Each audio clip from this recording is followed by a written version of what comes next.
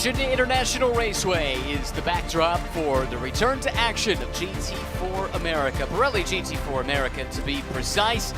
A great grid of GT4 machines about ready to go for a 1-hour sprint into the twilight with rain looming on the horizon. Should be a lot of fun. First of 2 races here this weekend for the championship at Virginia International Raceway. I'm Ryan Marine. Calvin Fish joins me, and Amanda Busick is down in the pits. She'll have all the late developing stories for you as we get ready to go.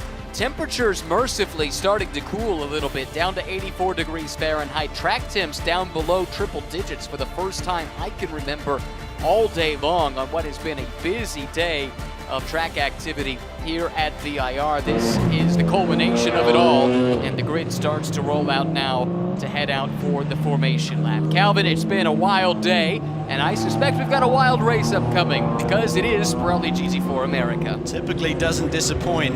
What's really fascinating is you have 3 classes intermix, great dynamics going on. You're racing against cars, but it's not for points. And we have our 3 pole sitters within the first 4 rows of the grid, including the AM pole with James Clay. Home race for Bimmer World, so they're looking to have a big weekend here. He and Charlie Poussin's now leading the AM class in the points. A couple of fast cars starting out back as well. We'll cover that story in a moment. Right now, let's look at our starting grid and our pole sitters. The silver class pole and the overall pole goes to series debutant Nate Cicero. Mateus Lace qualified the Nola Sport Porsche in 2nd, while in the AM class, the 2-time champs will start from pole position. James Clay, 7th overall. Here's the starting grid. Cicero and Laced on that front row. Back to row number 2, that's where you find Alex Ellis. That car was quick in both qualifying sessions. It'll be on pole tomorrow. Matt Millian starts alongside. Then Kevin Boehm and the American Matt Bell. Just saw the British Matt Bell racing in GT World Challenge America. James Clay, pole sitter in AM next to Max Hewitt. Then it's Gresham Wagner and Sam Craven back in row 5. Just outside of the top 10, Nikolai Elgadian back with Marco Polo Motorsports, and Hannah Grisham for the Heart of Racing team starting in 12. Colin Garrett, track champion at nearby South Boston Raceway, starting in 13th next to James Walker. It's Laura Hayes from Thunder Bunny Racing starting 15th next to Tony Gaples. Then in the 9th row, you find Kurt Swearingen from ACI Motorsports next to Chris Wilson driving for Flying Lizard Motorsports. Demir Hott makes his series return in an ACI Porsche. He starts in 19th next to Michael Fitzpatrick, making his series debut, having raced in GT America earlier today. Anthony Gerasi and Paul Sparta sharing row 11. Row 12 sees Joe Catania and Michael Garcia. Then in row 13, Judson Holt for Fast Track Racing next to Mike David Ortman, one of 2 JMF cars starting at the back of the pack. The other one is Jesse Webb. Both of those cars sent to the rear because they did not qualify with the designated driver in the car. That is a big mistake and has both very fast cars on the back foot. We've got a couple of moments to check in with Amanda. Let's do so briefly now in the pits. Well, the rain has returned down here, guys, and there is action happening already on pit lane. I just saw 89X Motorsports running down pit lane looking for their wet tires. I tried to see if anyone proactively went out on wet tires, but couldn't tell. So we'll see. It could be busy up here early. We'll find out. Windshield wipers going, headlights blaring as well as this field makes its way 27 strong onto the 3,000-foot-long pit straight here at VIR. Field in good alignment. It's Nate Cicero, series debut, starting on pole position in the Dome Motorsport Mercedes. That's a Pro-Am car now bumped to silver with a lineup change for this weekend. Cicero puts the pedal down and accelerates away. We are racing. Race 1 of the weekend underway at Virginia International Raceway. Cicero with a really strong start. Here comes Alex Ellis up the inside of Mateus Laced. A couple of Porsches battling for 2nd and 3rd. 2 and 3 wide further back in the pack, but a picture-perfect start for the pole sitter who's able to pull away with the lead. But Laced knifing back to the inside of Ellis. That battle's not done yet. Yeah, Ellis trying to go around the cushion there through turn 3. They go side by side on the run down at turn 4, but our pole sitter, young 20-year-old Nate Cicero, a brilliant job in qualifying. And in these tricky conditions, oh, Ellis all over the curb there. just manages to arrest his speed before he gets into the other Porsche. How he did not collect Mateus Laced is beyond me, but somehow, some way, they do sort it out. Cicero laced. Ellis the top 3. Kevin Bohm lurking though and looking ominous in the rearview mirror of Ellis as the rain starts to hammer down as the field comes up through the climbing S's for the first time. Yeah, it's going to be really tricky because there's really not been enough time to get any energy into these Pirelli P0s. Going to be treacherous here. See if the whole field can keep it together. Everybody hold your breath. Looks like some debris perhaps on the front of one of the Supras there in the mid-pack. That could be Gresham Wagner for the Rafa Racing team, if I'm not mistaken. On the orange and black machine, you see the debris on the grille. That will see those temperatures internally skyrocket if they don't clear that. Wagner there going at it with Matt Bell aboard the McLaren as they go down Madison Avenue. Big speed here, about 140 miles an hour plus on the approach. Sam Craven in that fight too, in the BMW orange and blue for Random Vandals. So far, remarkably neat and tidy given the conditions. Unbelievable. Cannot believe that this whole field is keeping it together here. It's so sketchy right now on slick tires with the rain thundering down. Full course yellow. We have a car off, but I think this is just due to the conditions and maybe to give these teams a chance to get off the slicks. There was no indication that this much rain was imminent when this race got underway. Somehow, some way, everyone seems to have made it around to complete lap 1, which draws plaudits aplenty from me. Some strange debris that was flying on the run down to turn 1 after the green. I saw a little bit more there as the leaders went over whatever that was. Doesn't look anything too bad. It's like some tape or doesn't look like anything that would damage a tire per se, but nonetheless, a little bit distracting for everyone. Certainly, and I think a bit of it ended up on Wagner's nose. And at least for a while there was obstructing the grille, but we'll have to see if that got cleared or not. That could even under these speeds cause a problem potentially. Yeah, you still see that debris there. This yellow could be great news for them if everybody does come in to change tires as we anticipate they would.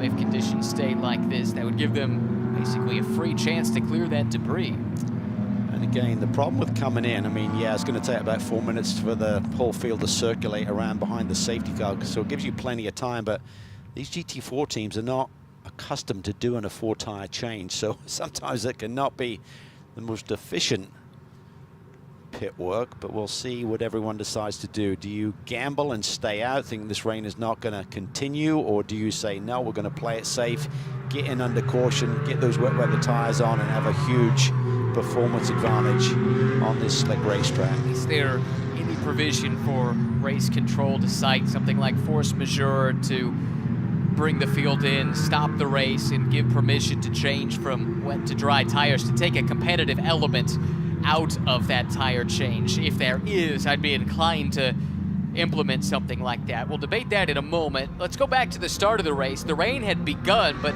not to the same torrential level that we see now. Let's look for that debris, though, here, Cal, on the run down to turn 1.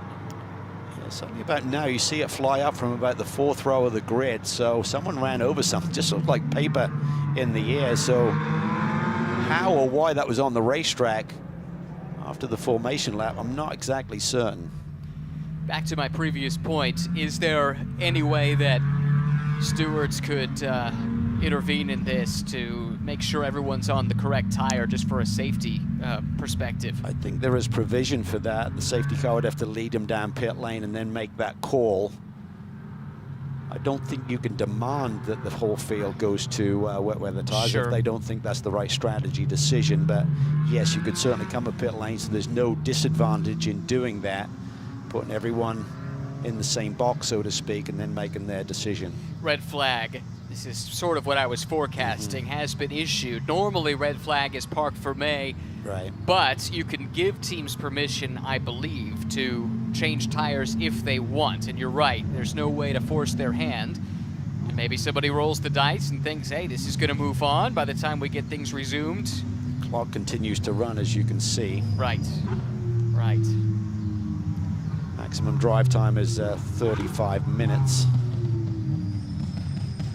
Now, does the drive time, is that affected once they come into the pit lane here? That would continue or it would stop? It stops. Yeah. there is no minimum drive time, there is only a maximum. So this can really throw some wrinkles into strategy, because effectively, once you trip this timing beacon right here, even though the clock is stopping. Yes, even though the race clock continues, drive time clock does not. What that would mean is when we go back to yellows, there we see that debris on the front end of the Toyota. Is that a driver could stay out beyond what would be the normal point in a race, because the drive time is stopped right now and only be reignited when he gets back onto the racetrack. So when we do go back to racing, you could be a little bit deeper into the race before a driver has to jump out. Right, and as of last year, the teams are allowed to designate their driver 1 and driver 2. So any of the Pro-Am teams, for instance, and I don't know who would be doing this, the P1 group would be one example, where they start Matt Bell. That would allow them to keep Matt in deeper into the race than they normally would and minimize the time for Alex Vogel. That could be one team that could benefit from this. Just a couple of things to try and keep in mind in what is proving to be a bit of a wacky day here today, Cal. Certainly is. The weather's thrown us a few wrinkles over the last couple of days in terms of the team's preparation and everything.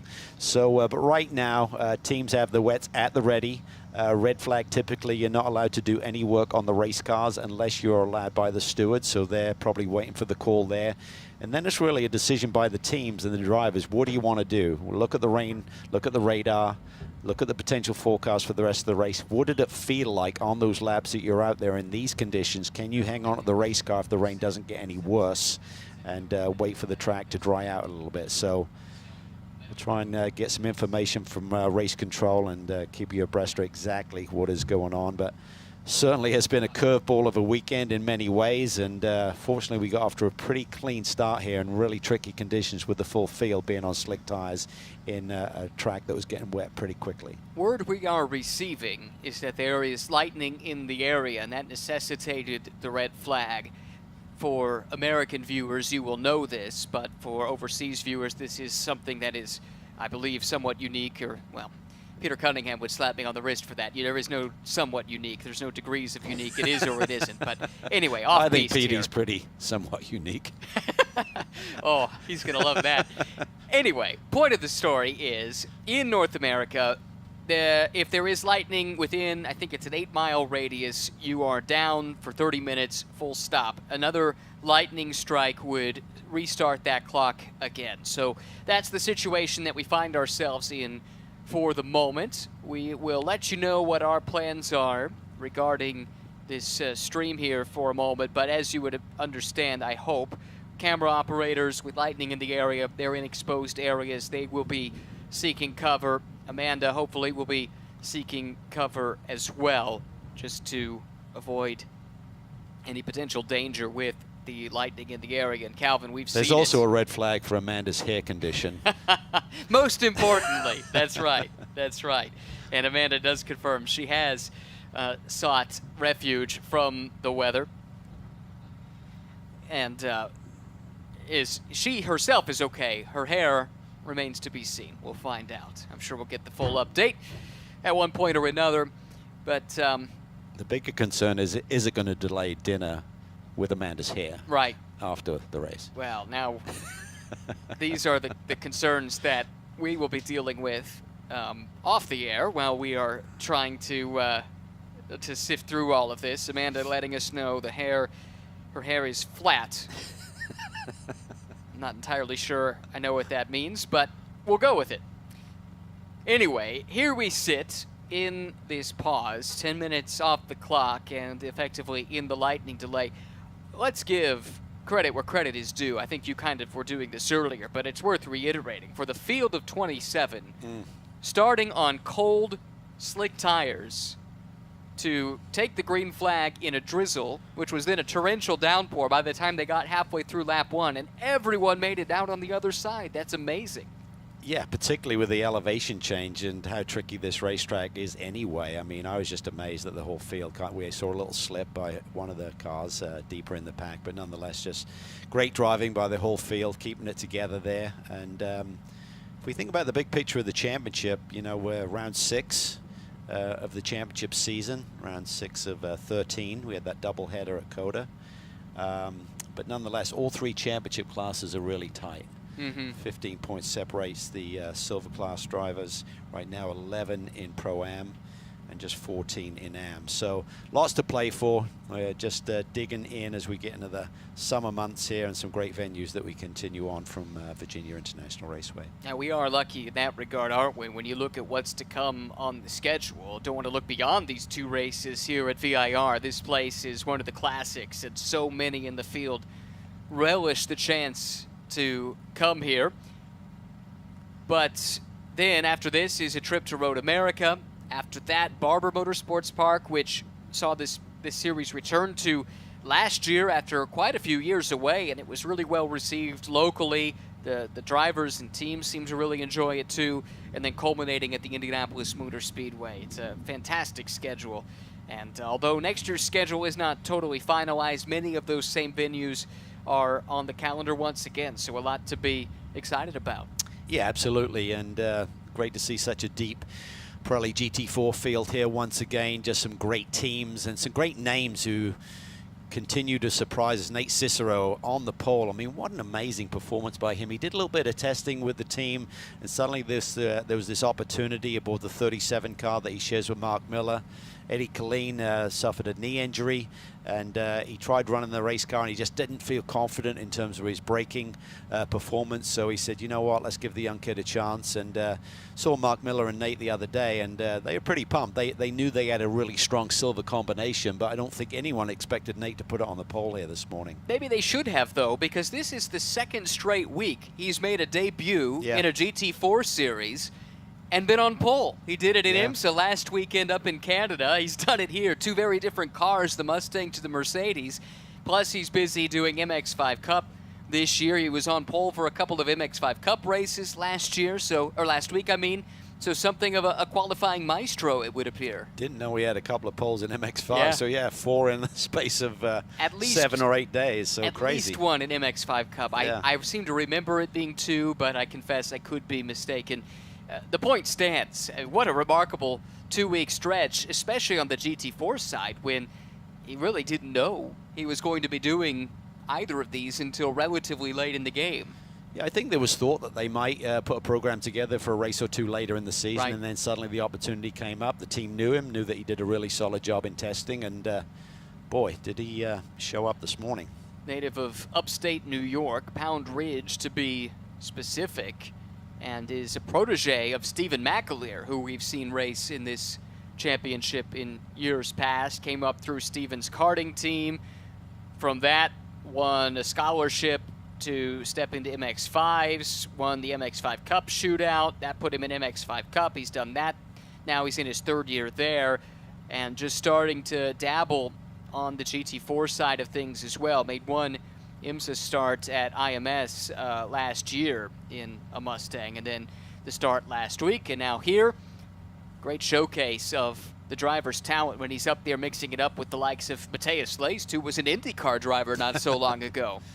Yeah, it's certainly a rapid rise to stardom here for the young man, and it's a good team. They got some really good personnel there. Mark Miller is a top drawer in terms of his performance behind the wheel. So see when we get back to green flag racing, hopefully here before the end of the 60-minute window that we have, see what we can come up with. Indeed. Got Leist there in 2nd, but leading in Pro-Am. That NOLA Sport team so strong over the years. And James Clay leading in the AM class. Kevin Boehm there sits 4th on the road at the moment, 2nd in the silver drivers points that he leads with Kenton Cook. Had a really solid year, 3 wins, plus a runner-up finish in the opening round at Sonoma. Went a little bit sideways at Coda, where they had a 5th place finish, but got on the wrong side of the strategy. There's a quirky strategy there with the drive times and everything, and the team sort of boxed themselves out early in the race with when they elected to pit, so they lost a little bit of ground, but nonetheless, they're probably the team and combination to beat for the season. You would think so, definitely. They've been historically strong, and that has continued into this year, but you look across the board, we've had some really impressive newcomers, and The Thunder Bunny team certainly comes to mind, what Alan Patton and Laura Hayes have done within that M class. They're really looking forward to this weekend. They're based not too terribly far away from here in Greenville, South Carolina. Alan was telling me earlier in the weekend that his first on-track experience came here at VIR, and he and Laura have been super quick over the course of this season. Excited to see what they could do, and you just never know what new entry could pop in and shake up the apple cart as well. Yeah, and it's you look at that AM class leader right now, James Clay. We talk about Bimmerworld. This is their home track. They've had a ton of success here over the years, and he and Charlie Poster are on a roll. 3 wins on the bounce, including the Enduro at Coda. So I think that matches their win total from last year. But nonetheless, for a 2-time championship winning team, good to see them after a strong start in 2025. Well, we're in a holding pattern here because of lightning in the area, as you can see on the screen. We are going to step aside for just a little while. As soon as we have an update on what the plan is for the resumption of this race or otherwise, we will bring that to you. But for the moment, we're going to stand down as lightning in the area has brought a temporary halt to proceedings. Race 1 of the weekend for Pirelli GT4 America here at VIR.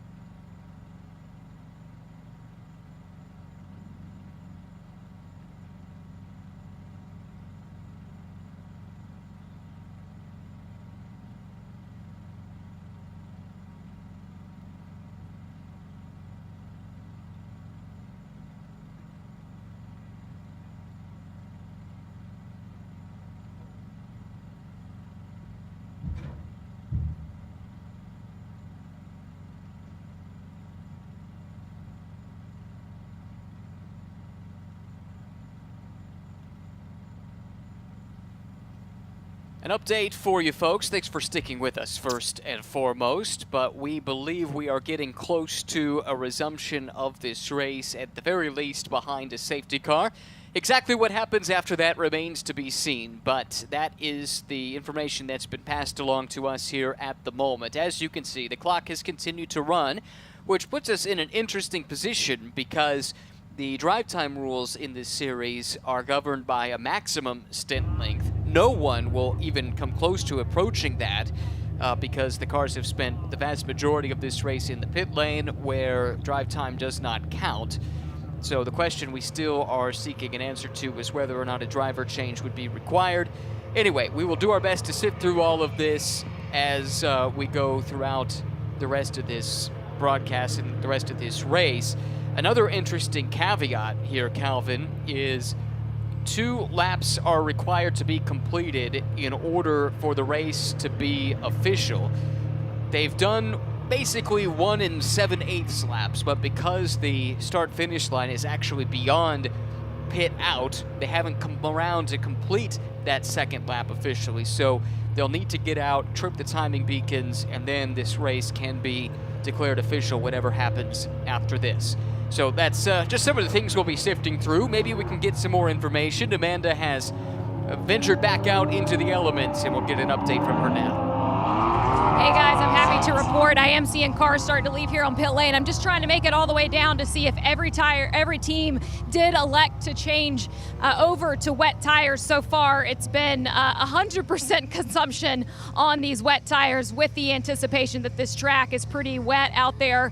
During our polls, I was in race control as we went over what was to come for the rest of this race. As we know, we did run part of this under red flag conditions. As we get back started, these cars will be under a safety car for a lap at least as we assess the track. If the race goes greens, there is a mandatory driver change.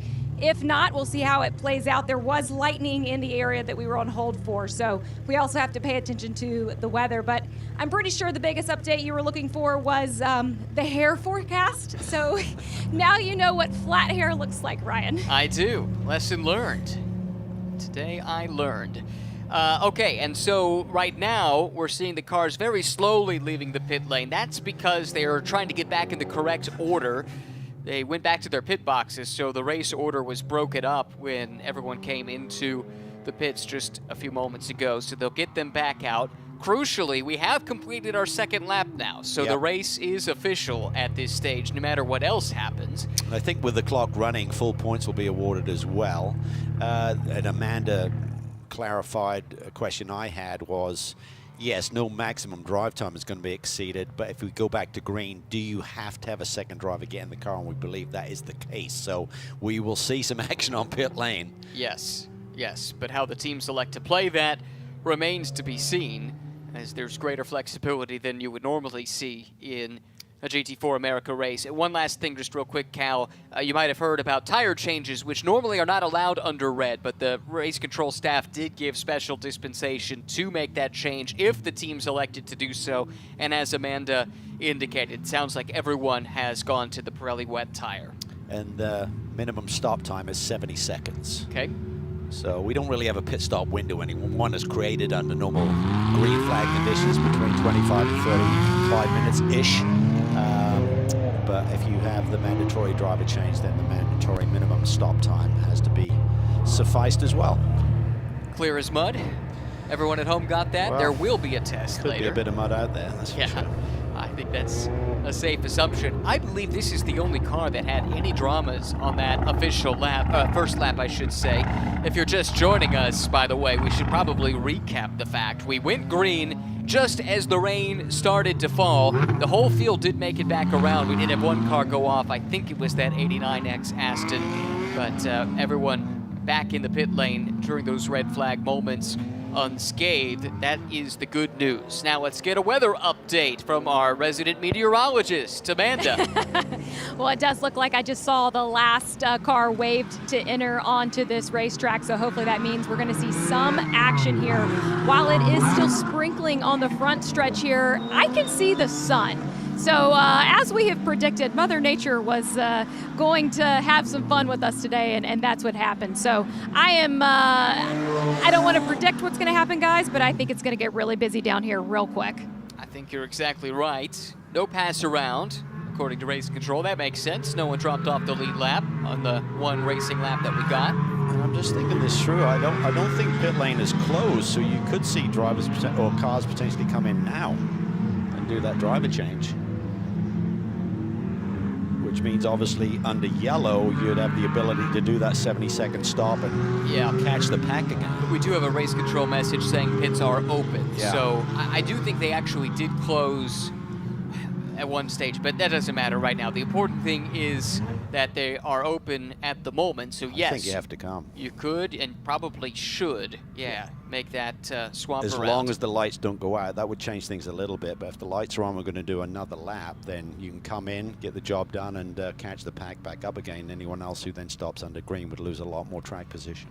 Well, thanks to everyone for sticking with us. Thanks as well for your patience as we try to get to the bottom of exactly what's transpiring here. I've just got a glimpse of some lightning in the distance, but the crucial thing is whether or not it's within a certain prescribed radius of the track, and all of the race control staff will be keeping an eye on that. Suppose that's the one counterpoint. You stay out, you cycle to the front. If there should be a lightning strike, then we go back to red flag and you end up out front at the end of this thing, if anyone at the back of the pack is willing to take that gamble. I guess that's the key, knowing that we do go back to green, right? Otherwise you could be on the back foot. Yep. We will see what folks elect to do here. Assuming it goes back to green, I think my strategy core would be to pit right now. Agreed. Agreed wholeheartedly, and that is what the front runners at least are going to do. Nate Cicero, unfortunately, didn't get much racing action out in front of this field after earning his first pole. We do have at least one that's willing to roll the dice. I think that might have been Nikolai Elganian for Marco Polo Motorsports in their Supra.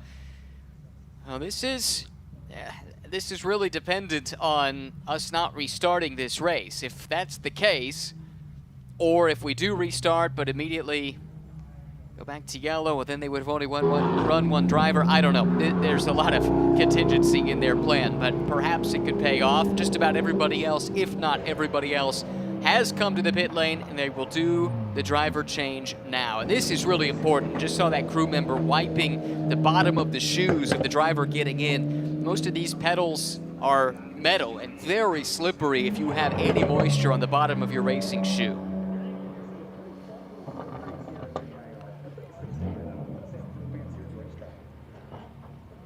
Crew's going to work. It sounds like the plan is a couple of safety car laps and then hopefully a green flag. Car's being released here, so it's how close you run it to that number. 70-second is the minimum stop time from pit in to pit out. Yep, that's right. Here come the cars. Leaving the pits. Looks like Elganian was the only one to stay out on track and has therefore inherited the lead, but will need to make a stop if this race gets underway. May need to make one regardless, because the opportunity has been there to do the driver change. The rest of the field took it. Now it's Mark Miller aboard the Mercedes from Dome, getting Cook behind. Michael Oriema able to hang on in that Pro-Am leading car.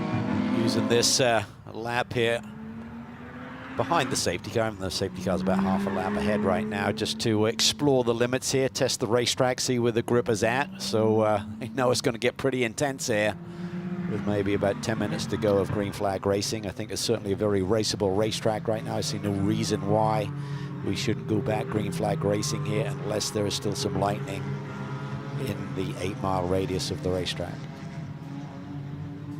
Looking at the pit times, Mark Miller, that changeover, that was just slightly under 70 seconds, was it not? Yes.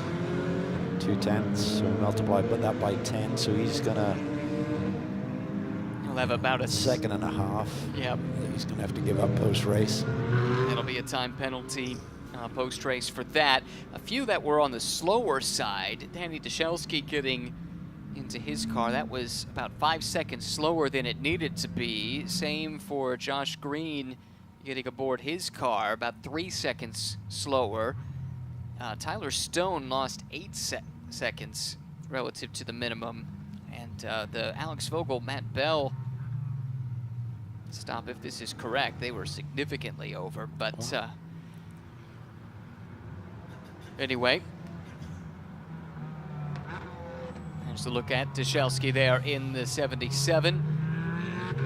Lights are still on the safety car as far as I can tell. No, or yes, they are. So this is just the field catching up to the back of the pack. So we'll have at least one more lap behind the safety car. Gives us a chance to check in once more with Amanda. Well, as that gets sorted, I want you guys to take a look at how the cars are lining up now underneath the safety car. Those driver changes down here were pretty ugly for some of the teams. I was at Auto Technic watching theirs, and just the way that the cars pull into the box, several race cars down here had to be backed up so that the drivers could get out. Just not a lot of radius on these wet tires. So I actually anticipate a pretty big mix-up in this lineup, guys. That's a really good point, and that might help explain why some of these teams had such slow stops.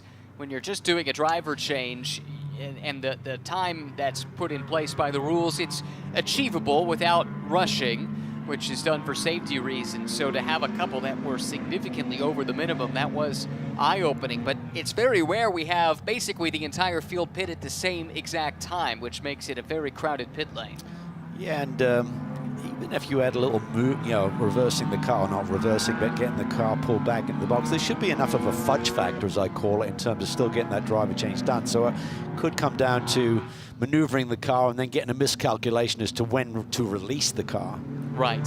Because all you're doing is a driver change. There are no tire changes going on everyone who are on wets already. And you should have about 40 seconds-ish to get all of that done, which is ample time. As expected, the pit stop for Mark Miller is under review. We noticed that was slightly under the minimum, but it's within a second, so it's just that multiplier time penalty. They were 1.28. Let's do this differently. That'd be 1.28 penalty. There you go. That's what we're trying to say. Thank you, Calvin, coming to the rescue. That will be added to their time post-race, so Mark will really hope this race gets started here soon and he can build a bit of a gap, although he has a buffer of a out-of-class car behind him, so even under full course yellow, I think he might be safe at the moment. The big question mark here is, what is Nikolai Elgani and Marco Polo Motorsports going to do? They're the only team that has yet to pit. Well, similar scenario to sort of the GT World Challenge race early this afternoon. That penalty's only going to come at the checkered flag if they don't get a second driver in. So he's legit the leader right now. The other element to this, we brought this up slightly in brief before the yellow came out, but there was that rule change a few years ago that allowed teams to designate their driver 1 and driver 2. So we have a difference in strategy. For instance, NOLA Sports started their pro, Matthias Leist. It's Michael Oriema in it now. In the Pro-Am class, he's up against Josh Green, for instance, and Tyler McQuarrie, and back down the order, Riley Dickinson and Ryan Yardley. These guys are going to be coming, but they don't have a ton of time. Lights off on the safety car. The restart is imminent. Car at the lead of this race owes us a pit stop, but it is Nikolai Elganian who has the field in tow with under 7 minutes to go in what has been a stop-and-start affair here at VIR. Here comes the field. Will Elganian stay out, or will he come to the pits? It looks like he'll stay out to lead this lap as we go back green again. Look at the spray, the rooster tails off of these cars. The rain has certainly lessened, but the spray is still extensive, and we go back to racing here at VIR. Mark Miller right down the inside. He's in trouble there, trying to get that car rested on speed. Does a good job of getting off that brake pedal, turns it in and grabs the lead. Oh, Michael Oriema just getting swallowed up by some of these pros in the silver class cars and the pros in the Pro-Am lineups as well. Somehow tiptoeing through a 3-wide moment just a few seconds ago. Kenton Cook there, now third on the road. Right behind him is Tyler Gonzalez. That's a battle right now. We've got 4 silver class cars up front. Miller is around Elganian. Kenton Cook is around Elganian, who again still owes that stop. Here comes Tyler Gonzalez. Were they able to get that debris off the grill? That was a storyline prior to the red flag. Charlie Postons is up to 5th overall and leads in AM right now, so the Brit driver relishing these conditions. Yeah, he'll be loving this. This is right at home for Charlie. Runs 5th on the road now as Oriema continues to drop back, and very soon he'll be under threat for the class lead. Meantime, for the lead of the race and the silver class, Kenton Cook around Mark Miller in a power move at the top of the climbing S's. That was beautifully done. Really high-speed section of the racetrack, even in these wet conditions, but great respect between those two drivers, giving each other just enough racing room. And here comes Gonzalez with a big run on Miller as they exit Oak Tree Corner. And they did get the debris off the nose of that Supra during the pit stop, so that's a relief for them as well. 5 minutes to go. Kenton Cook now leading for Random Vandals Racing, side by side for second. Mark Miller in the Mercedes, Tyler Gonzalez in the Supra. This is gonna get tight here at the top of the hill. Neither willing to give it up. Just enough room given. Gonzalez still to the inside, but Miller with the nose ahead. Oh, this is just awesome racing between two of the very best. Young Tyler Gonzalez going up against the veteran here, Mark Miller. Josh Green has taken the lead in Pro-Am for Michael Oriema. Random Vandals now leading in 2 classes as Gonzalez continues to throw haymakers at Mark Miller, but Mark able to absorb them at least here with 4 minutes, 20 seconds to go. Yeah, Gonzalez wants to try and take advantage of these conditions, but Kenton Cook, our championship leader, has grabbed the lead. For Gonzalez, he knows this is not good news in the big picture of the championship as well. Elganian pits, as does Alan Patton, or if he hasn't, he's going to need to. Drive-through penalty for a pit speed violation for one of the front runners in AM, the Thunder Bunny team. Got an incident that will be reviewed post-race as well. That involves Tyler McQuarrie, as well as one other car. We'll get to the bottom of that in just a second. Oh, and a problem for Oriema. He's off. Yeah, I'm not sure if he took a nudge there on the approach and got barged out of the way or not. Didn't quite catch the front end of that moment. Hannah Greenmeyer, the other car involved in the incident that is going to be reviewed after the race. That was McQuarrie doing battle with Ryan Yardley, making his series debut. Yardley with a great run here on the restart. He's picked up a couple of spots. He now runs 3rd in class and has his eyes on getting another. You see that penalty short on pit stop time for Mark Miller, so it'll be 1.28 seconds added post-race. So he's got to get the hammer down, otherwise if someone's on his tail, they will leapfrog over him once the checkered flag falls. For that short pit stop, there's the drive-through penalty alert going to Thunder Bunny Racing. They'll need to do that, or else it gets converted to a time penalty as well. Miller's taken off here from Gonzalez. He's really got the hammer down. Kenton Cook leads by 1.5 seconds. I'm not sure if Gonzalez had a moment, but he's 2 seconds back now from Mark Miller suddenly. Oh, that's what Mark needs as well with that time penalty looming. If he can pull that gap, keep it up over 1.28 seconds, then at least second place would be his. I think for Mark Miller and that Dome Racing team, though, they're just thinking about victory, right? I mean, that's why they're here, to come out and get some great results. Great job for his young teammate putting the car on the pole and not putting a foot wrong on those tricky opening laps today. Exactly right. Nate Cicero deserves his flowers as stepping into that lineup last minute. This is the Supra that owes the pit stop, the green one right here. See, or not the pit stop, rather, but the drive-through penalty, and they will take it now. 2 minutes to go. This should be awfully close to the final lap. Not sure exactly where the leader was when they came by. Don't know if he got the white flag or not, but it's going to be pretty tight. Depending on the track conditions, as a couple of cars go off. Included in them is Yardley. That was 2nd place in Pro-Am. Also off was Hannah Greenmeyer, running 6th at the time in silver. A couple of top 10 overall cars. Yeah, unfortunately, when Yardley had his moment, Greenmeyer had to respond to it. She took off as well, got a little bit wide. Great duel here between Anderson and Dyszelski. They've swapped that position a couple of times. It's the BMW back to the front, at least for the moment, but he's got his hands full. Anderson just trying to keep that car underneath him, plus the pressure applied by the Porsche driver. Well, Zach Anderson is an absolute monster on this racetrack. He made a couple of moves last year in the dry up into turn 10 that I've never seen anyone do before, so he's not afraid to get inventive with some passes around this racetrack. Right now he's on the defensive though, trying to keep the Porsche behind him. It's a BMW at the front of this though. Kenton Cook in the car started by Kevin Boehm made that big move on the restart to get around Mark Miller to the lead of the race. He's built the advantage to 1.6 seconds. Even with the penalty coming, Miller has a firm control of second place ahead of Tyler Gonzalez. Then it's that Anderson-Dzelski battle. Then Green, who leads in Pro-Am, Postins, who leads in Am, the top 7 overall. Watch Riley Dickinson though, he sits there in 8th overall, second of the Pro-Am cars. Not sure he's got enough time to really work his way around Postins and go chase after Josh Green.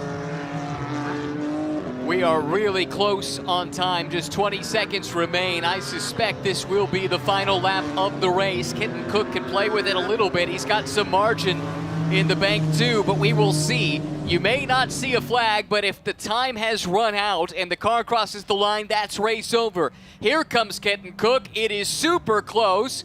There he comes across the line, and the checker does come out. Kenton Cook and Random Vandals take the win in the silver class. Mark Miller and Tyler Gonzalez complete the podium. Josh Green makes it 2 wins for the Random Vandals team, taking up the Pro-Am victory here today, and Postins across the line, the winner in the Am class. My goodness, BMW takes all 3 classes. We had to wait a little while for it, but it was worth the wait. Yeah, that's the ultimate sprint race right there.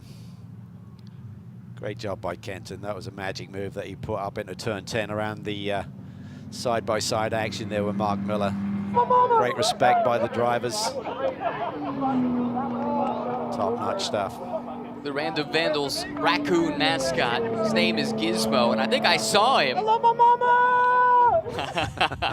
I think I saw him outside my hotel room last night digging through some trash. I got a picture of it even.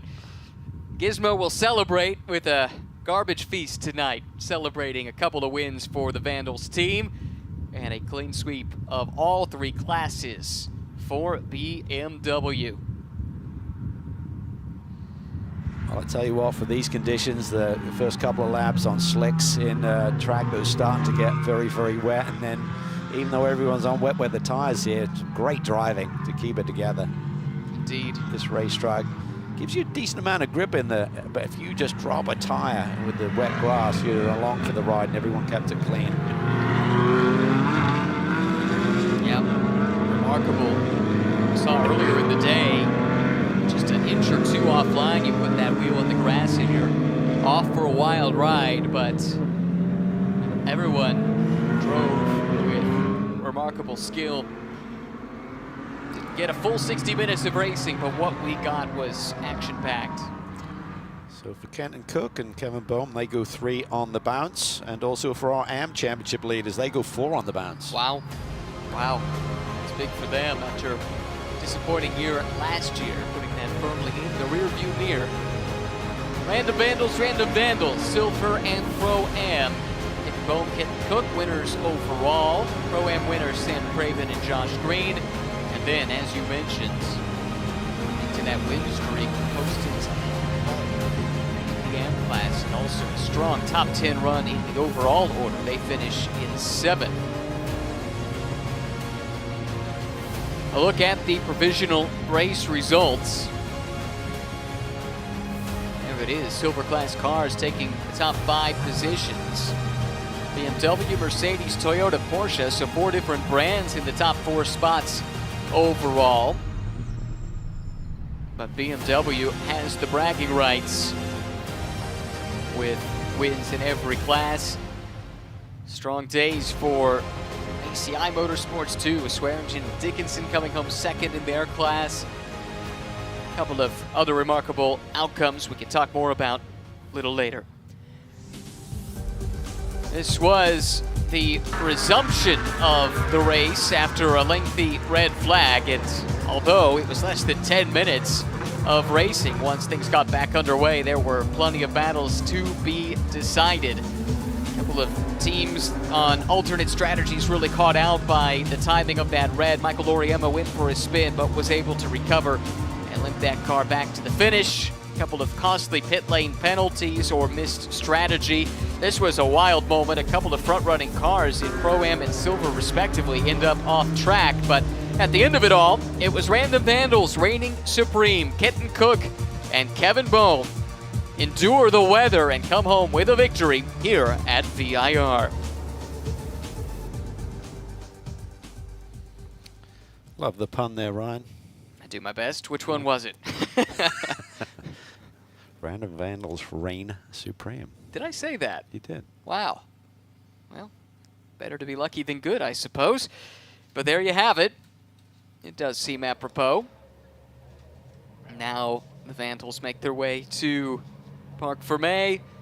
And very soon we'll get to hear from the race winner. Kenton Cook probably was not all that unhappy that he didn't get too much driving in this one, because he was fresh off a race in GT World Challenge America. I'm sure he was pretty tired out running through the heat of the day.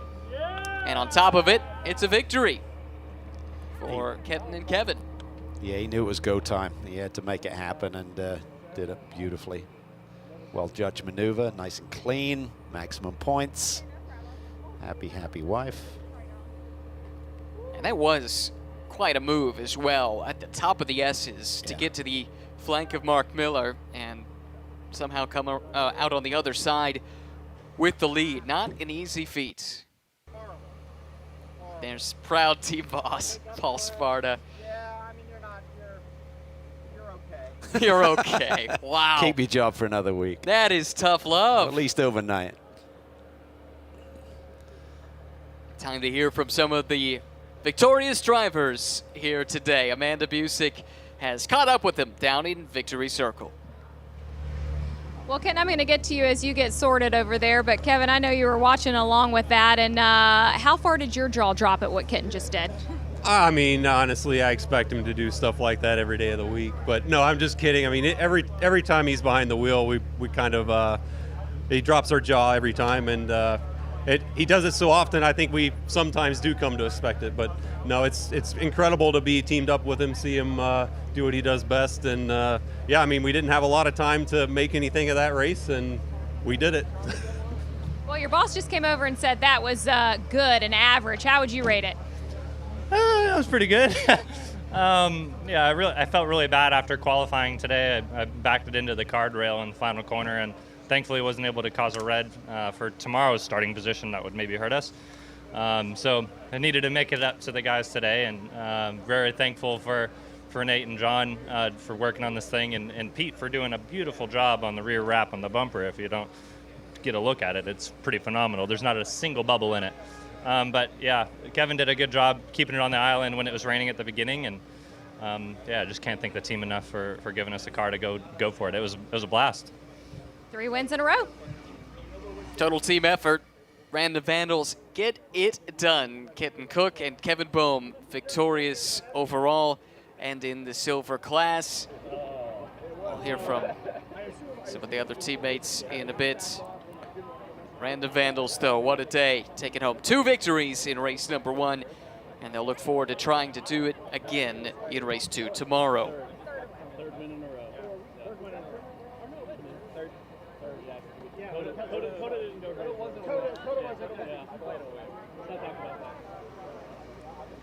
And we're catching up with the Pro-Am winners as well. And what a peculiar race.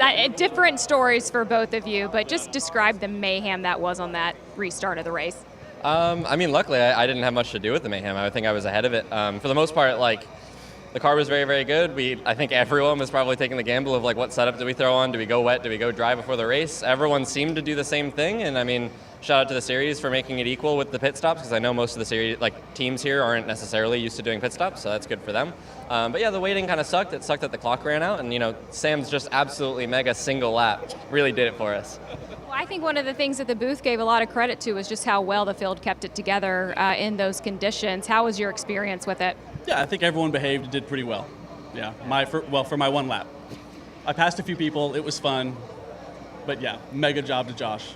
And just one more thing. I want to say a big thank you to Random Vandals, Endes Imperium, and Garage Eastie. Yeah. Wouldn't be here without them, so. Yeah, for sure.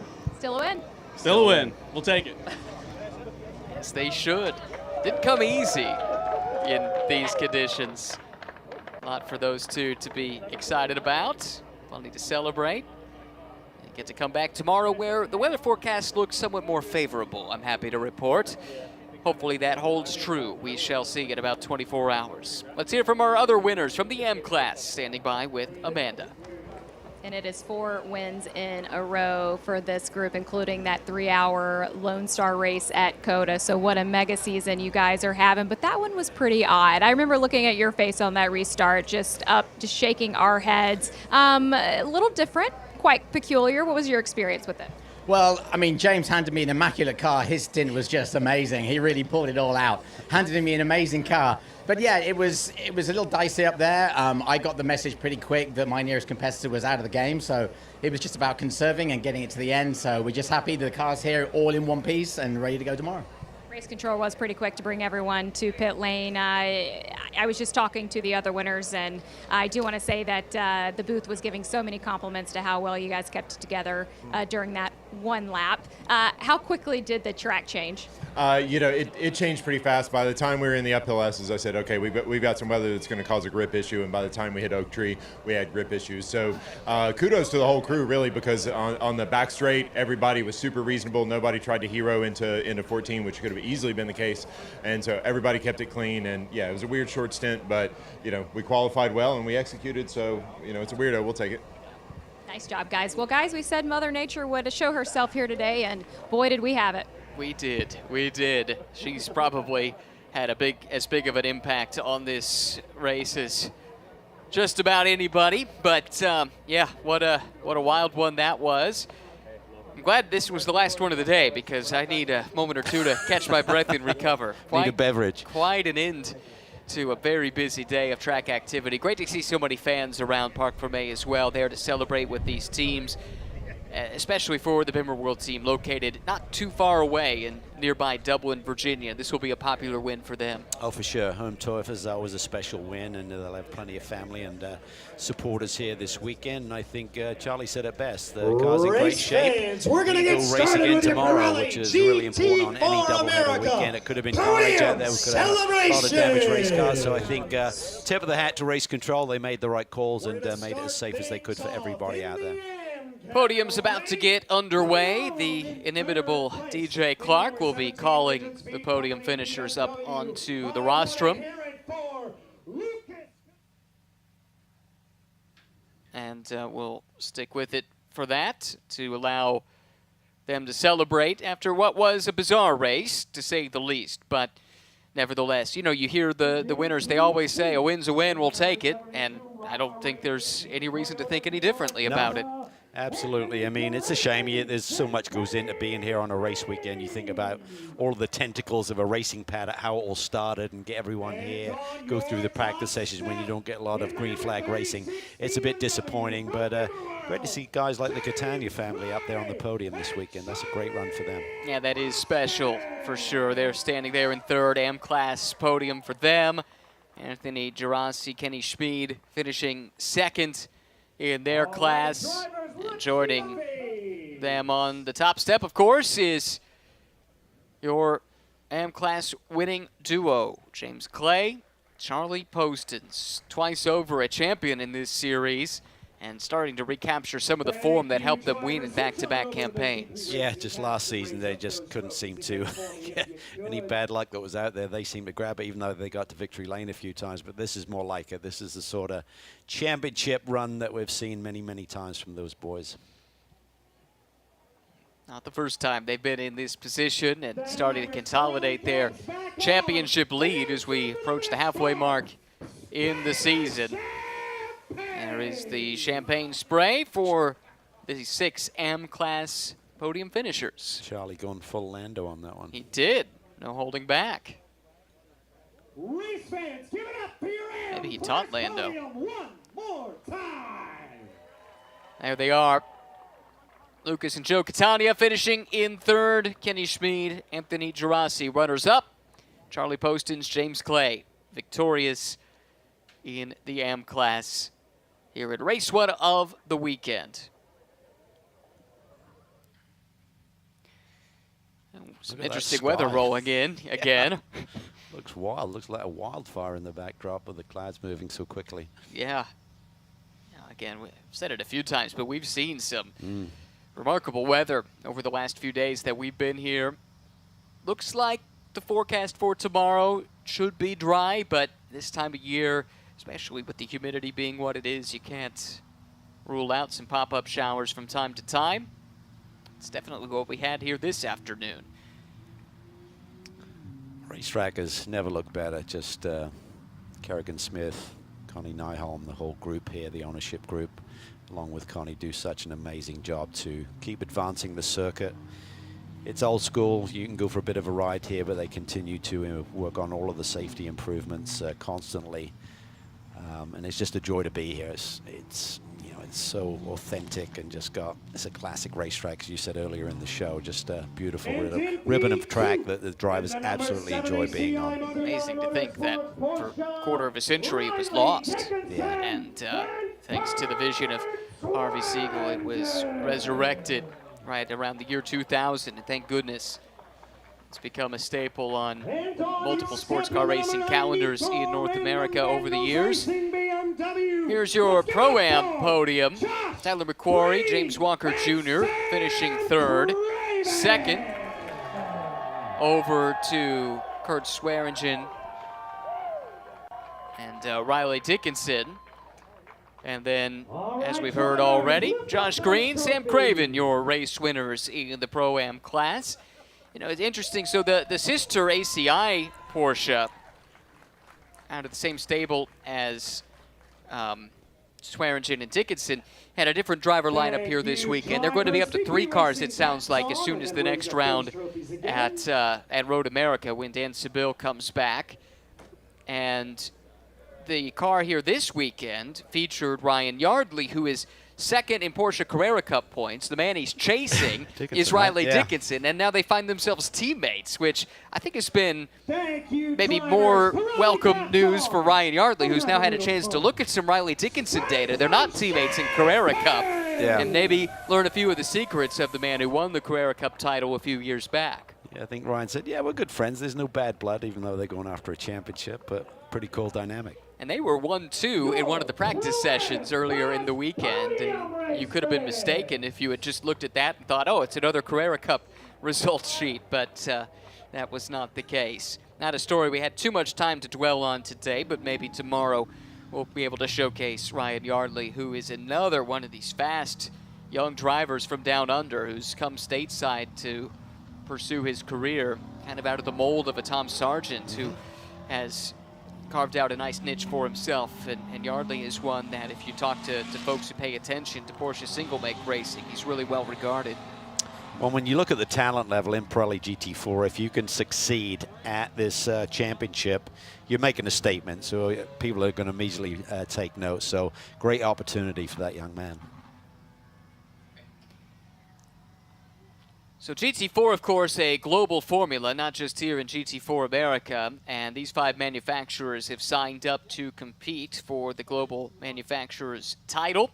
BMW, in no small part because of the success they've had here stateside, has the advantage over Porsche. Really close there, though, second, third, and fourth between Porsche, Toyota, Mercedes, and then McLaren there in the mix as well. But one of those manufacturers championships where you have to be strong on 4 different continents to have a chance to contend for the title.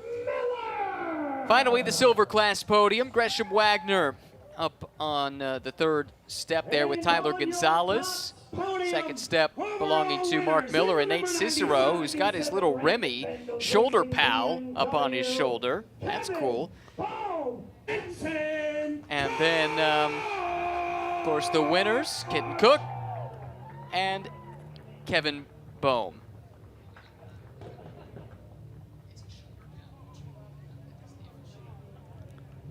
All right, drivers, let's see those trophies.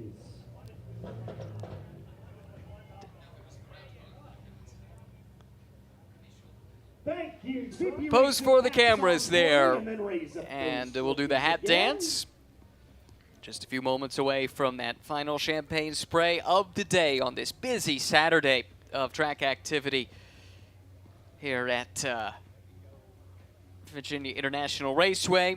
Another busy schedule tomorrow too, with races across the board. TC America is done for the day, for the weekend I should say, but races still to come tomorrow for a bunch of different championships, which we hope you join us for as we put a wraps on day number 1 of racing here at VIR.